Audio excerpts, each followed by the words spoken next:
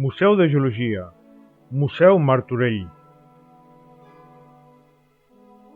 Museu de Geologia, Museu Martorell, fundat el 1882, arquitecte Antoni Rovira i Trias, 1816-1889, Passeig Picasso, Parc de la Ciutadella. El Museu Martorell, situat dins del Parc de la Ciutadella, és un edifici d'estil neoclàssic dissenyat per l'arquitecte Antoni Rovira i Trias. Va ser construït el 1882 per albergar el llegat de Francesc Martorell, una destacada col·lecció d'història natural i geologia. L'edifici s'inspira en l'arquitectura hel·lenística, amb una única planta molt allargada. A l'entrada hi ha un porxo amb columnes estriades, que sostenen un frontó triangular sobre cartel·les, amb l'escut de Barcelona al timpà, envoltat de decoració vegetal.